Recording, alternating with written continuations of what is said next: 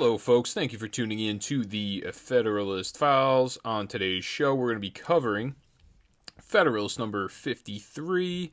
The same subject continued, the House of Representatives, written by James Madison, February 9th, 1788. Topics include: only the people can alter the Constitution, the thirst for liberty will always fight against the hunger for power, annual terms far too short to gain the knowledge necessary. So in this one, he continues, Madison, to defend his position of biennial elections or biennial terms every single 2 years in the House of Representatives, having 2-year terms.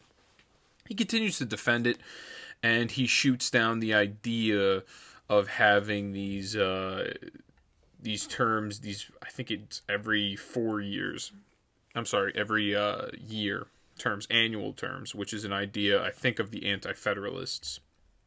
So he starts off, he defends the provision of biennial elections for federal representatives rather than annual elections. Although Madison does agree that annual elections defend against tyranny, he believes that they are ineffectual in this case, because it would be difficult to gain knowledge in terms of 1 year, and additionally, it is impractical.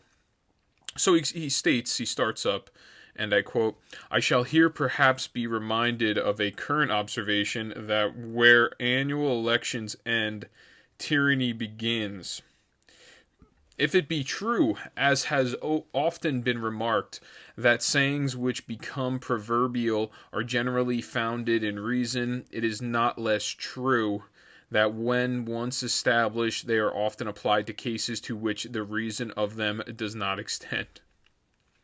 So he plays a little word soup on that. So what he says is, he said, something that's true can be remarked. It's generally founded upon reason, but it is not less true that once it's established, if you extend that exact, or rather you, I always get this word mixed up with capitulate, but you extend the meaning of the word out to a way in which it just does not cover. It's like saying in the game of baseball, being a good pitcher also means that you're also going to be a good quarterback in the NFL, which just is not true. So a guy, I guess, like Mariano Rivera was the greatest closer of all time, 100% voted into the Hall of Fame. Mariano Rivera, if he was a great relief pitcher, he could throw well, which automatically means he'd be a great quarterback. That just is not true. And that's kind of what he's trying to say, is they're trying to take a theory or a principle and apply it to something where it's not applicable. So additionally, Madison, he asserts that tyranny comes in all term durations. To this he states, and I quote, "No man will subject himself to the ridicule of pretending that any natural connection subsists between the sun or the seasons and the period within which human virtue can bear the temptations of power. Happily for mankind, liberty is not, in this respect, confined to any single point of time, but lies within extremes, which afford sufficient latitude for all the variations which may be required by the various situations and circumstances of society," end quote. So he says, more importantly, it has nothing to do, and he talks about the tyranny does not, what does he say?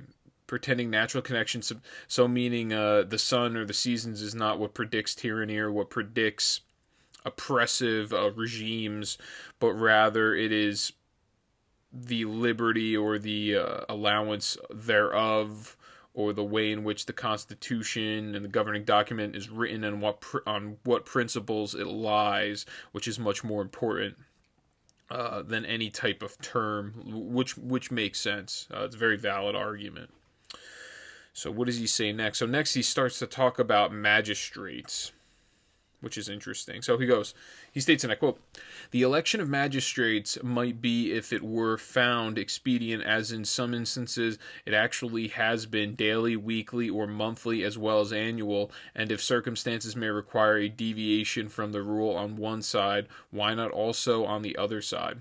Turning our attention to the periods established among ourselves for the election of the most numerous branches of the state legislatures, we find them by no means coinciding any more in this instance than in the elections of other civil magistrates."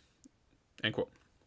So what he says, and he makes, this is the argument that you make for the minimum wage. You make the same argument when you say, okay, oh, you think the minimum wage is $15? It should be $15 an hour. Why not 100? Why not 30? Why not 40? Why not $1,000 an hour? What he's saying is, okay, so if you want short elections, if you want these short time periods, these really short frames, why not a day? Why not weekly? Why not monthly?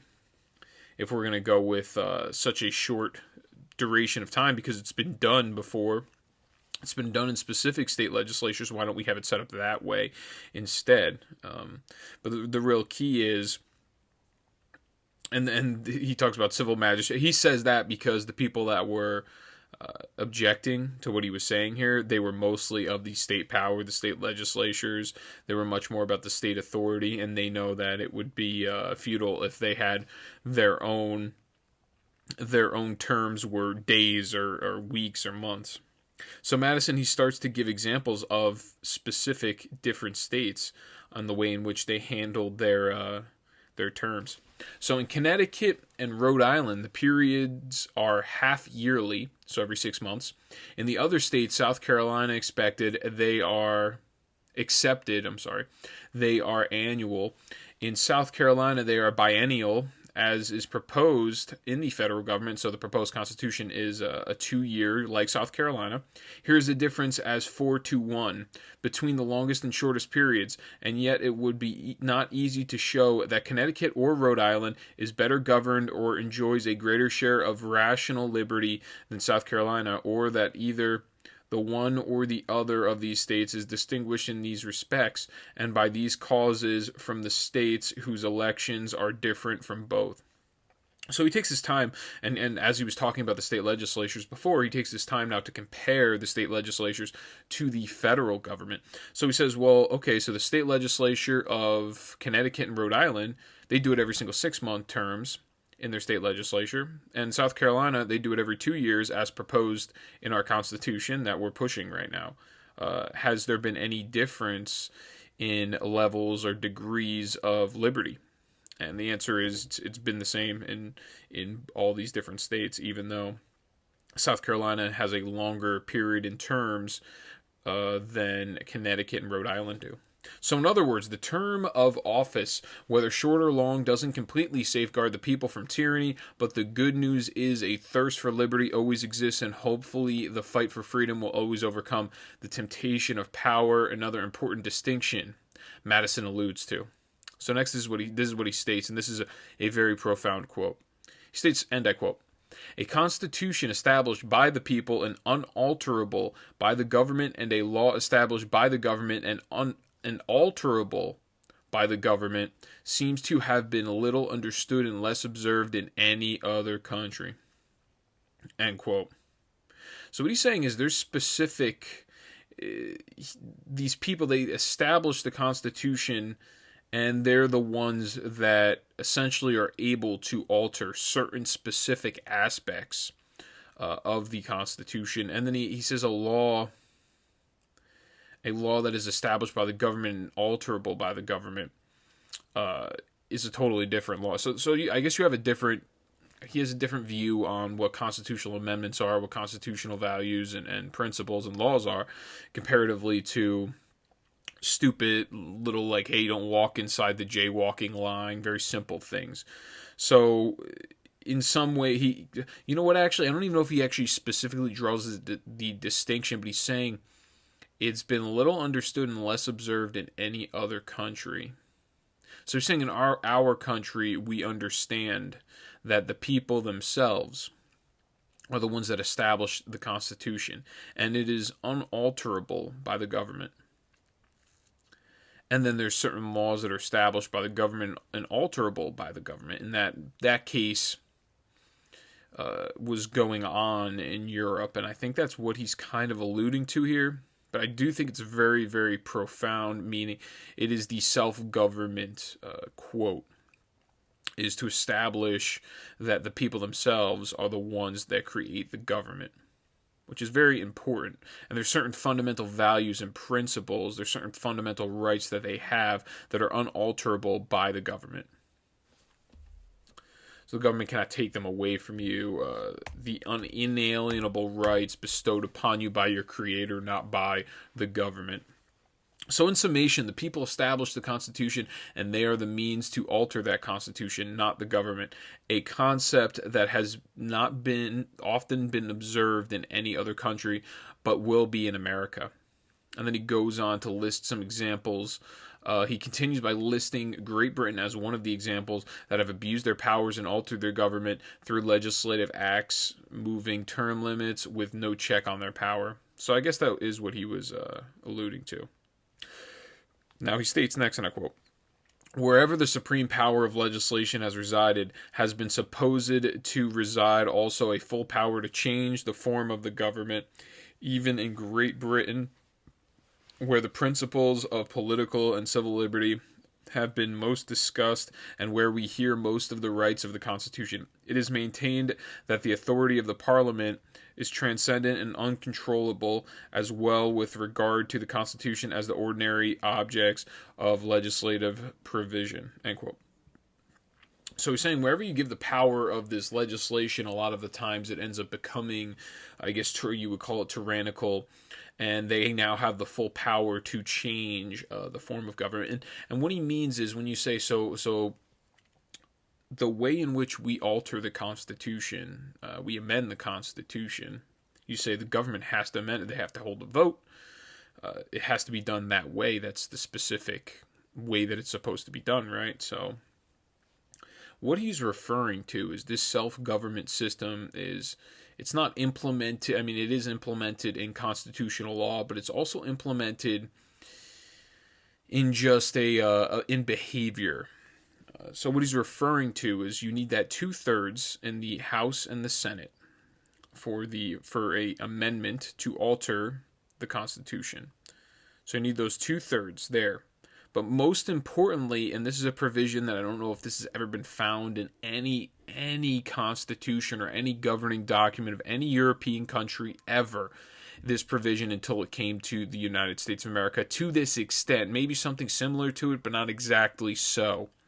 You need 3/4 of the state legislatures as well to amend the Constitution. The state legislatures are the direct representatives, much more than any other entity in the government. They are the direct representatives of the people. That is they are the closest to the people. They are supposed to directly represent the people's voice.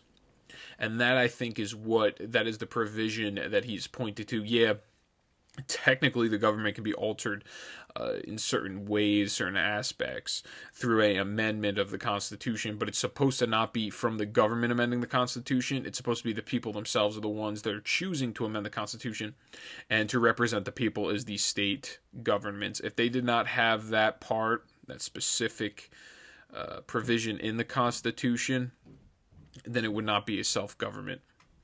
So he goes on. What does he state? I think, okay, so he's talking about Great Britain. And then he goes on to talk more and more about Great Britain. He states next, and I quote, "They have accordingly in several instances actually changed by legislative acts some of the most fundamental articles of the government. They have in particular on several occasions changed the period of election, and on the last occasion not only introduced septennial in place of triennial elections, but by the same act continued themselves in place 4 years beyond the term for which they were elected by the people." End quote. This is very important. So, just to go off what I said before, he said that, in some cases in Great Britain, the Parliament, they changed it from 7 years to 3-year terms. This is another important thing. If our federal government wanted to do that, and this is why it was important that I mentioned the state legislative branch or the state legislatures of each individual state. If the federal government wanted to change their own terms, they would have to alter the Constitution, they would have to go through every single state legislative branch to do so. And that is the reason. That is to show, that is the extra safeguard on the federal government. Because how is the federal government to devise how their position is held, what the manner or what the scope and the jurisdiction of their power is? How is the federal government to determine how much power they have? They aren't. The federal government, if the federal government was in charge of administering how much power they had, they would give themselves as much power as they possibly could. That is the reason for the state legislative branch. And I think now currently in our current system, we do have that problem. We do have the federal government giving themselves too much power. The power is too centralized in this country, and it needs to be pushed back to the state legislative branches, to the people themselves, because that is more power in the hands of the people themselves.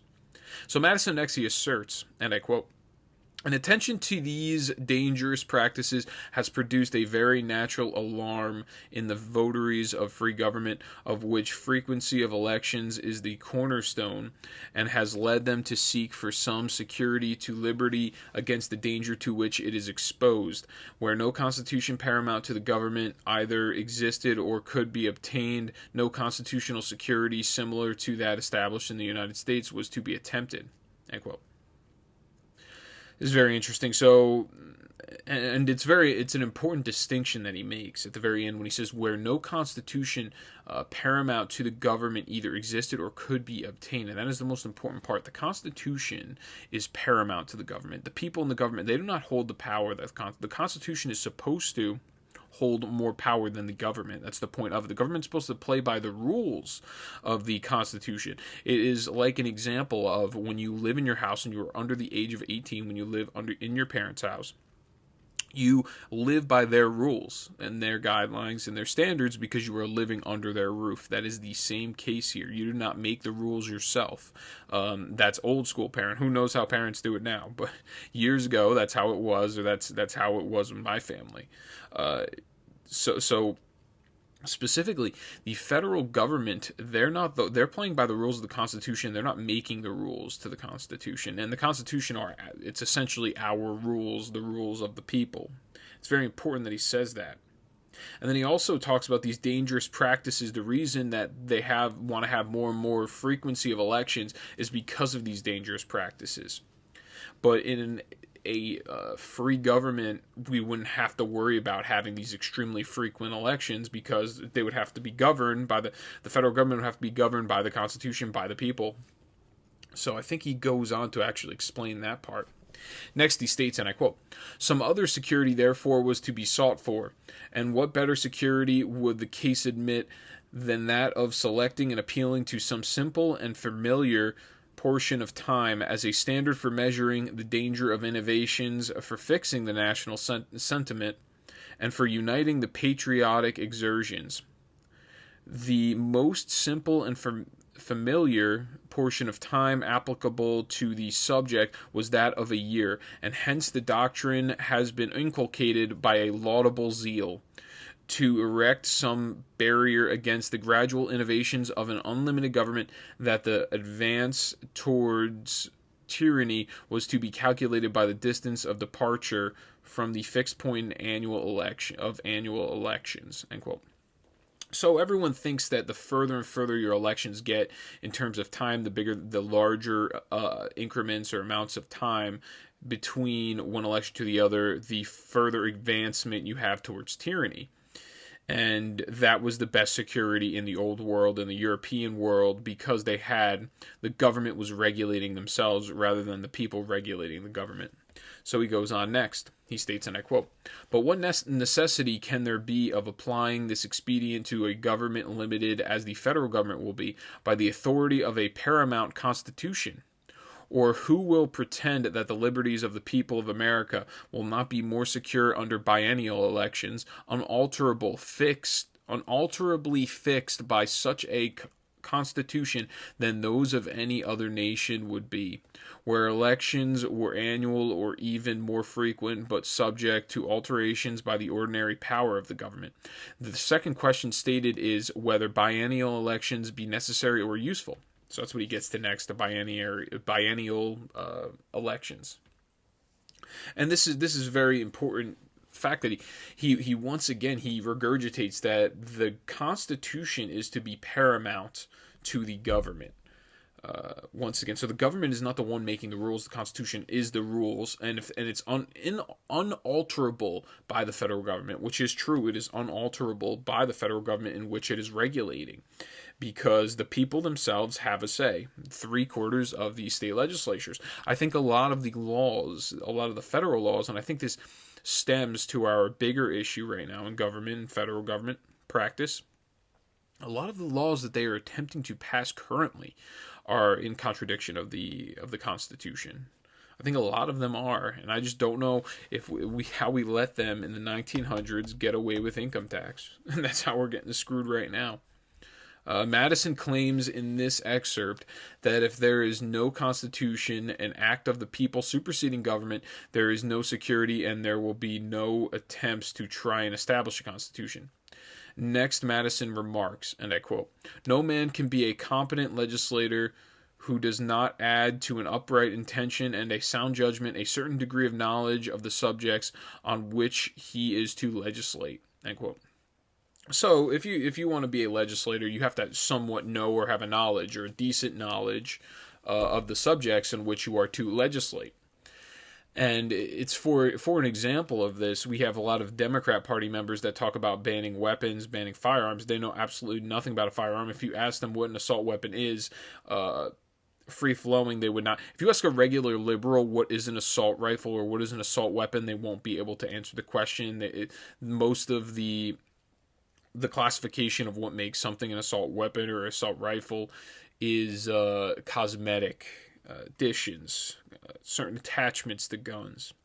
To them, in their opinion in law, when it's written, that's how it's written. If you ask them off the cuff, they will not have an answer for you because they're unaware, they know nothing. So you're asking them, they're legislating something that they know absolutely nothing about. And that's the point that I'm trying to make. And that is the point in the general sense, is that you don't want legislators that legislate not knowing anything. And I think in today's day and age, I would probably say 90% on both sides is, maybe 80% of legislators on both sides are completely incompetent and don't know anything about what they're legislating anymore. And that's the point, is that the government shouldn't be legislating things they don't know anything about. Less regulation usually turns out to be better. And that's the reason for these biennial elections rather than annual, because at least if you run a term of 2 years, then you have more time to learn. And that's the point that he's making. So Madison, he argues that annual elections would dismantle the ability of representatives to attain practical knowledge that is required in their service. The knowledge to be obtained is of vast proportions because the position's jurisdiction is the United States of America. It is a countrywide position dealing with many complex issues, unlike that of a state official. Legislators must learn federal and state laws and circumstances, military knowledge, foreign affairs, treaties, and commercial policy of other nations, along with, depending on your specific state as well. And he goes on to state all of this. So he starts off, and I quote, "A part of this knowledge may be acquired by means of information which lie within the compass of men in private as well as public stations. Another part can only be attained, or at least thoroughly attained, by actual experience in the station which requires the use of it.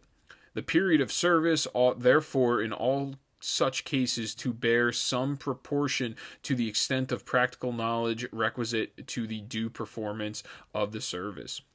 So you should have a period of service that's long enough for you to kind of at least get a foundation of what it is that you're going to be legislating. So next he states, and I quote, "The question then may be put into this simple form. Does the period of 2 years bear no greater proportion to the knowledge requisite for federal legislation than 1 year does to the knowledge requisite for state legislation? The very statement of the question in this form suggests the answer that ought to be given to it. In a single state, the requisite knowledge relates to the existing laws, which are uniform throughout the state, and with which all the citizens are more or less conversant, and to the general affairs of the state, which lie within a small compass, are not very diversified, and occupy much of the attention and conversation of every class of people. The great theater of the United States represents a very different scene," end quote. So in a general sense, in your specific state that you live in, it's going to be these ideas, it's going to be these existing laws that are very conversant. People are going to talk about them, general affairs in your specific state. People know specific laws. If you were to ask me, what is the state sales tax in New Jersey? I think it's something like 6.625. Certain things, specific aspects like that, the people that are living in the state should already know.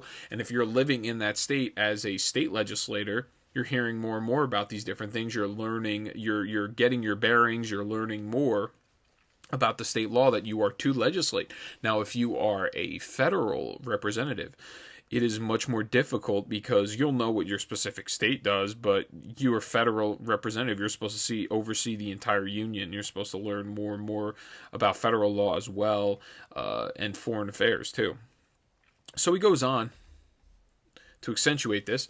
He states, and I quote, "The laws are so far from being uniform that they vary in every state, whilst the public affairs of the Union are spread throughout a very extensive region and are extremely diversified by the local affairs connected with them, and can with difficulty be correctly learnt in any other place than in the central councils, to which a knowledge of them will be brought by the representatives of every part of the empire. Yet some knowledge of the affairs and even of the laws of all the states ought to be possessed by the members from each of the states." End quote. It's very profound here. When you go to meet, what he's saying is whenever you assemble, when the Congress assembles, you talk to other representatives from specific different states, and you'll learn more and more information about the entire nation, about specific regions, extensive regions. And that's very important. Now, do our legislators now do that? Probably not. They probably talk about how they're going to some sort of elitist dinner party after they go in for a vote. I'm sure maybe how's your family doing? They probably don't specifically say, hey, I saw what happened in your state there. What's the deal with that? How's your laws work?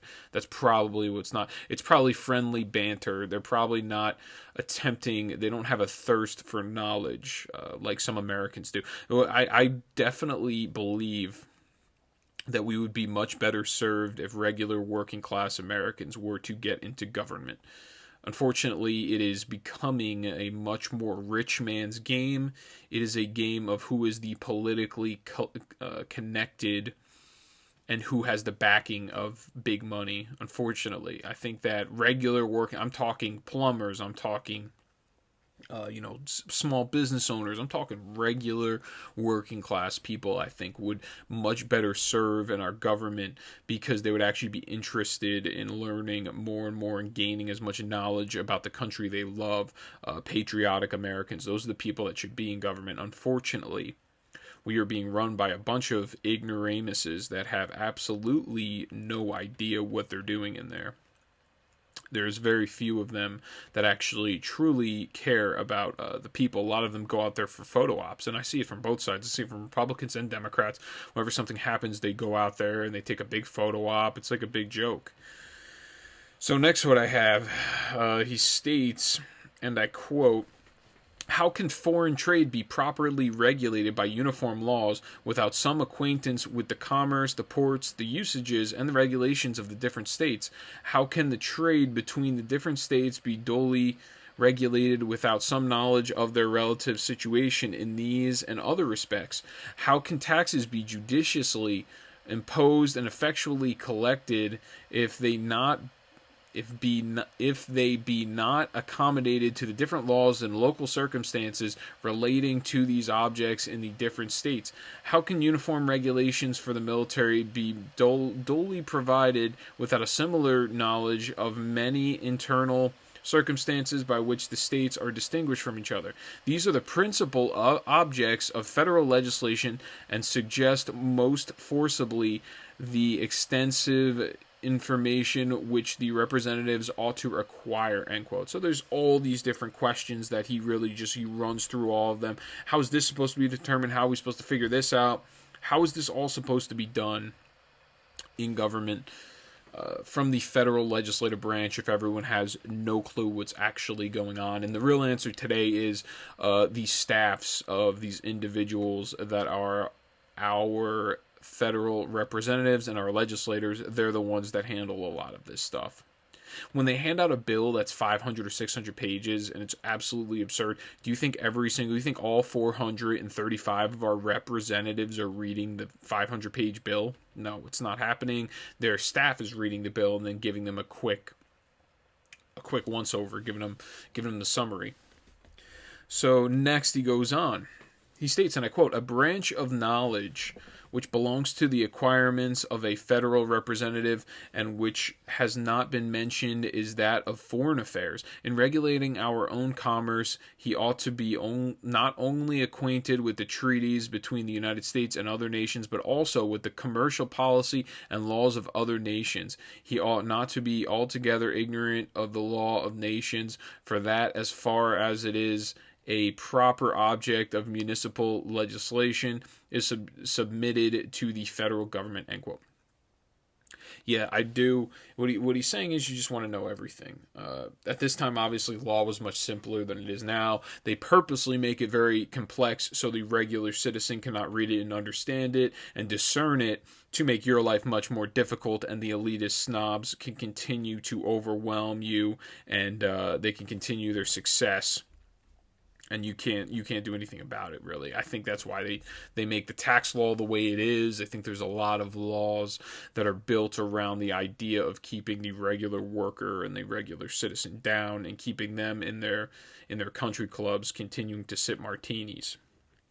So he goes on next. He states, and I quote, "There are other considerations of less importance, perhaps, but which are not unworthy of notice. The distance which many of the representatives will be obliged to travel and the arrangements rendered necessary by that circumstance might be much more serious objections with fit men to this service, if limited to a single year, than if extended to 2 years. No argument can be drawn on this subject from the case of the delegates to the existing Congress. They are elected annually, it is true, but their re-election is considered by the legislative assemblies almost as a matter of course," end quote. This is very interesting what he's saying. The case of the delegates to the existing, they're elected annually, it is true, but their re-election is considered by the legislative assemblies almost as a matter of course. He's saying this would be more difficult for people that live further away. So if you're in Georgia and they're meeting in, I think it was in Philly, they would be meeting at this time because there was no Washington, D.C. I think they would meet in, I forgot the name of the building, Independence Hall, I believe. That's where the Constitution as well as the Declaration of Independence were signed, Independence Hall. I believe that's the name, and it's still up, and you could still go see it in Philly. If you had to go meet in Philadelphia and you lived in Georgia, it was a very difficult, far commute for you. So this would be unfair for them if they ran an annual election. I think that's the point that he's saying, is by the time you had to go back and forth, you wouldn't even know anything. It's just, if it's limited to 1 year, you're going to get more serious objections with fit men to this service. So people that are fit for the position would not want to do it, just because the idea of having it for 1 year, the position, especially if you're far out in distance. So next he goes on. He states, and I quote, "The election of the representatives by the people would not be governed by the same principle. A few of the members, as happens in all such assemblies, will possess superior talents, will by frequent re-elections become members of long standing, will be thoroughly masters of the public business, and perhaps not unwilling to avail themselves of those advantages. The greater the proportion of new members and the less the information of the bulk of the members, the more apt will they be to fall into the snares that may be laid for them," end quote. So he's saying the more talented, you're going to have people that are superior, have superior talents, they're great politicians, and they're going to have, the greater the proportion of new members that have less information, because of this idea of annual elections, are going to find people that are less apt. They're going to fall into the snares that may be laid for them, meaning that the superior politicians will take advantage of them and manipulate them. So he goes on. He states next, and I quote, "This remark is no less applicable to the relation which will subsist between the House of Representatives and the Senate. It is an inconvenience mingled with the advantages of our frequent elections, even in single states where they are large and hold but one legislative session in a year.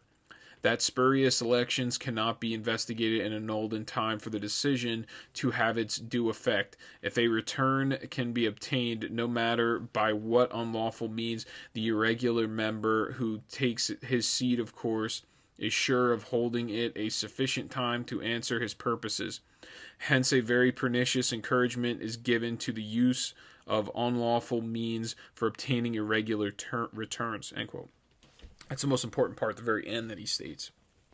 So he's saying you have these annual elections, a position you don't really hold too long, spurious elections, because you only have these annual year terms.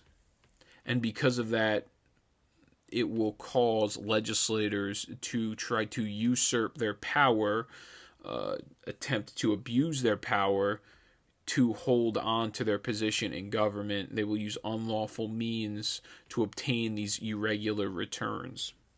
It's a encouragement to do so. It incentivizes it, which is very interesting that he says that, because you're only holding that one legislative session per year.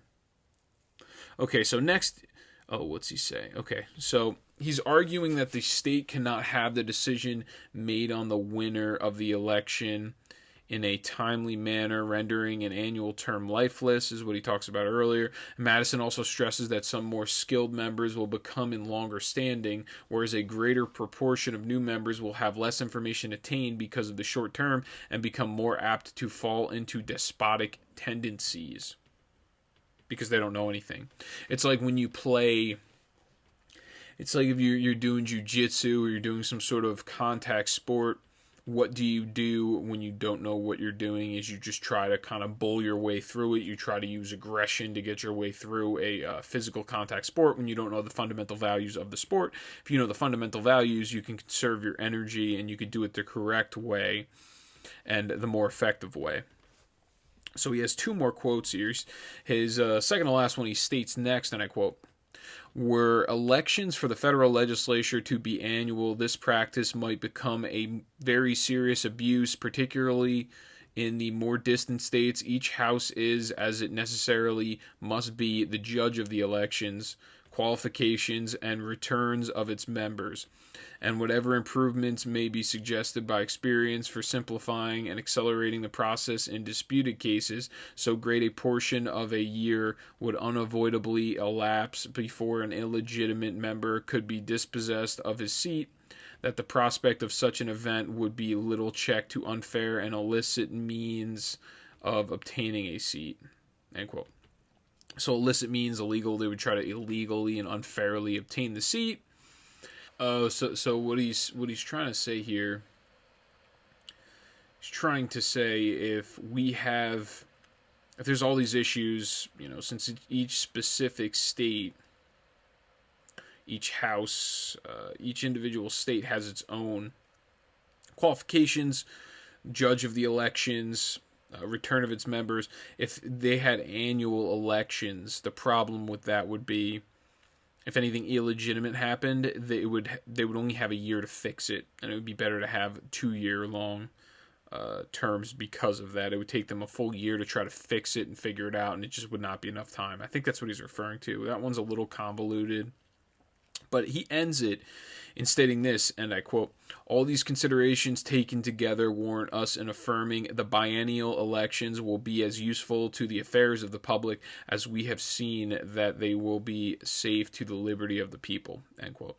So that's the way he ends it, talking about an election every 2 years for the House of Representatives.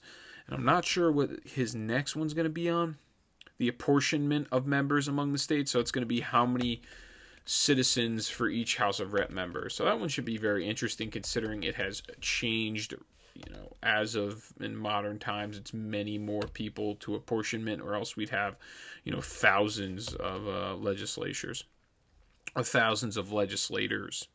So thank you very much. I appreciate everyone for tuning in. Please drop the mic, as in my name, Mike. Let people know about the podcast. Please like, share, subscribe. I'm trying to get the podcast out there to as many people as possible.